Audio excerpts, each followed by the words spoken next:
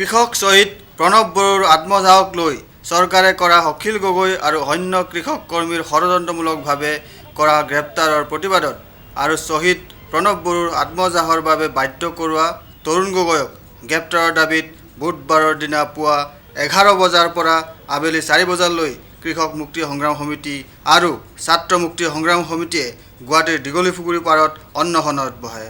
এয়েহে কৃষক মুক্তি সংগ্ৰাম সমিতি আৰু ছাত্ৰ মুক্তি সংগ্ৰাম সমিতিৰ দাবী অখিল গগৈৰ লগতে অসহকৰ্মীসকলক বিনা চৰ্তে মুক্তি দিয়ক আৰু দীৰ্ঘদিন ধৰি কৰি অহা ভূমি পট্টাৰ আন্দোলনৰ দাবীক ভূমিহীন লোকক পট্টা দিয়ক, নহ'লে সেই আন্দোলন আৰু ক্ষিপ্ৰ হৈ উঠিব। এই কথা সদৰি কৰি এজন কৃষক মুক্তিৰ সদস্যগৰাকীয়ে কয়, এই অনশন কাৰ্যসূচীটো লৈছোঁ যে আজি আমাৰ কৃষক নেতা অখিল গগৈক আজি 4 দিন ধৰি যেনেকৈ ধৰণৰ শাস্তি দিয়াৰ দৰে ৰাখিছে সেইটো খুব দুৰ্ভাগ্যজনক আৰু তেখেতক বিনা চৰ্তে মুক্তি দিয়াৰ বাবে আমি এই অনশন কাৰ্যসূচী লৈছোঁ।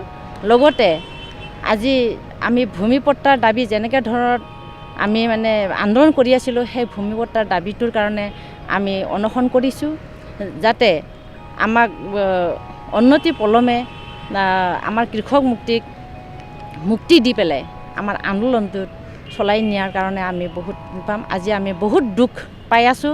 তেখেতক যেনেকৈ শাস্তি কৰি ৰাখিছে, আজি চৰকাৰে যেনেকৈ মানে চোৰ ডকাইতৰ দৰে ৰাখিছে, আমি বহুত নিজকে আমি দুৰ্ভাগ্য বুলি ধৰি লৈছোঁ আমাৰ কৃষক নেতা আৰু লগতে আমাৰ যি 4জন আকৌ আমাৰ কৃষক নেতাসকল ধৰি লওক আমাৰ সদস্য, তেখেতসকলক যেনেকৈ ধৰণৰ ৰাখিছে সেইটো দেখিলে মানে আমাৰ চকুৰ পানী ওলায়।